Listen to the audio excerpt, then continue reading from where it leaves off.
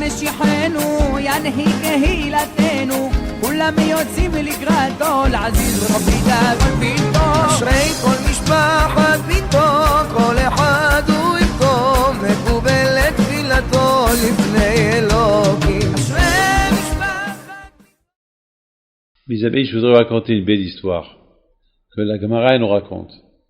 Il y avait une fois un grand rabbin, il voulait savoir, après 120 ans lorsqu'il va mourir, avec qui il va être assis dans l'autre monde. Vous savez, dans l'autre monde, c'est pas comme ce monde-là. Ici, il y a des villas, des belles maisons, des appartements. J'ai vu une maison de 1000 mètres carrés. Un appartement, Gan Eden. Vraiment le paradis. Mais c'est bidon tout ça. Notre monde, c'est un paradis qu'on n'a pas vu. On ne connaît pas comment il est. Et le plaisir là-bas, il est total. Nos sages, ils disent que le plaisir de l'autre monde, même si je te donne le monde entier, avec tout l'argent qu'il y a dans ce monde-là, ça vaut même pas le plaisir d'une heure dans l'autre monde. Alors c'est quoi le plaisir de l'autre monde? On ne sait pas. C'est la surprise. C'est la surprise. Nous, on est croyants, on sait que ce monde-là, il est provisoire, on sait que ce monde-là, il y a rien de bon. Même lorsque c'est bon, il y a toujours des souffrances. Toujours, on respecte. Et jamais il y a de tranquillité, jamais on va dire, je suis Aleph, je suis 100%. C'est toujours, il y a des problèmes. Bon. Il s'est passé quelque chose de magnifique. Ce rabbin voulait savoir avec qui il est assis, qui va être son voisin dans l'autre monde. Alors, ils lui ont dit, tu sais, ton voisin dans l'autre monde, c'est tel et tel boucher. Le boucher là-bas, il se réveille. Il dit, c'est pas possible. Ce gros boucher-là, je sais pas, pas possible, c'est pas peut être mon voisin. Il n'est pas rabbin. Attends, il n'est pas comme moi, il n'est pas érudit dans la Torah comme moi. Donc finalement, il s'est dit, bon, je vais aller voir. Peut-être, c'est un rabbin qui l'est caché, peut-être c'est tzaddik. Parmi les 36 tzaddikim inconnus, parce que le monde, il tient sur 36 tzaddikim qui sont inconnus. Peut-être. Donc, je vais aller voir, je vais vérifier. Il se lève de bon matin, il va à son magasin, le boucher qui le voit, vite, il était affolé, il s'essuie les mains. Rabbi, quel honneur de vous voir chez moi, que puis-je faire pour vous? Il a dit, écoute-moi, je veux savoir qui es-tu? Il dit, moi, je suis un boucher. T'es un boucher? Mais tu étudies la Torah, tu y quoi? Moi, Rabbi, moi, je suis un inconnu. Je suis rien du tout, je connais même pas étudier, je connais même pas lire, je connais rien du tout, même la prière, je la fais. Je sais pas bien la faire. Il dit, alors comment? Et je connais le voie de la Torah, je connais rien du tout. Je suis un juif traditionnaliste.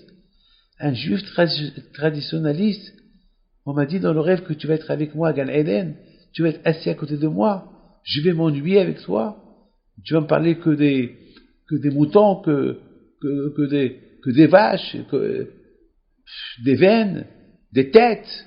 Comment? Il lui dit, Rabbi, je sais pas quoi vous dire, peut-être vous êtes trompé, peut-être le rêve que vous avez fait, c'est pas avec moi, peut-être c'est avec un autre. Il dit, non, c'est avec toi, on m'a dit que c'est toi.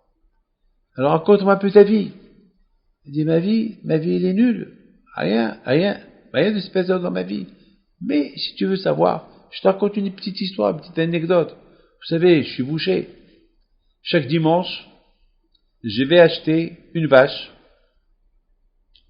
Et la vache, je l'égorge, je la découpe, je vends la viande, je garde le capital pour acheter encore une vache, et avec le bénéfice, je vis. Et je fais un peu de tzedaka. Un jour, un dimanche, je suis parti pour acheter la vache, et voilà, je vois une femme qui était assise, et elle était en train de pleurer. Je dis, madame, pourquoi tu pleures? Elle dit, je pleure. Même si je te dis, tu vas pas m'aider. C'est pas grave, dis-moi. Je pleure, parce que demain, c'est le mariage de ma fille, et j'ai promis que j'apporte tant d'argent pour aider le couple. Et j'ai pas cet argent, j'ai même pas un centime. Et ma fille, elle est âgée, elle est vieille. Et si demain, j'apporte pas l'argent, le mariage va être annulé. Et la pauvre fille, jusqu'à qu'on vienne la demander au mariage, et j'ai pas pour l'aider. Alors je lui demande combien ça coûte. Combien ça coûte? Mais si je vous dis, vous n'avez pas combien? Eh ben ça coûte le prix d'une vache. Le prix d'une vache. Le prix d'une vache. Et j'avais dans ma poche le prix de la vache. Alors j'étais en train de penser, qu'est-ce que je fais? Je sauve un couple, et en sauvant le couple, moi j'aurai pas d'argent.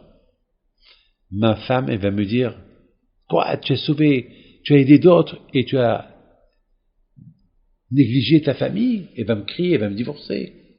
Et moi aussi j'ai des enfants, moi aussi j'ai des dettes, comment je vais faire? Et à la fin, j'ai dit, bon, qu'est-ce que je vais faire? Et j'ai pris la décision de prendre toute la somme que je lui ai donnée. C'est ce que j'ai fait. Et je lui ai donné.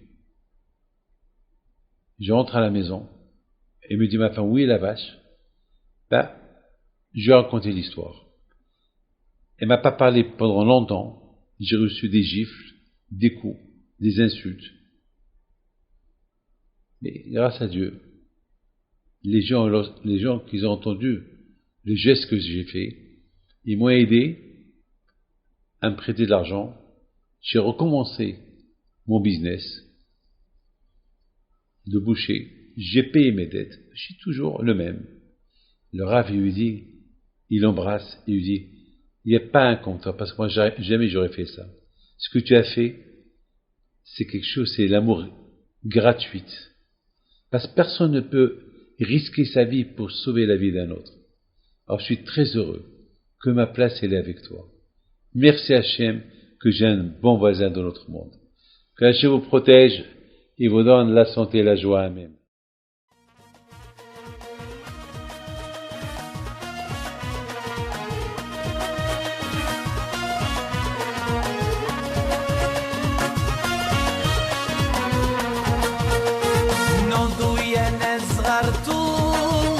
على ربيع حي بنتو وقف لنا زي خو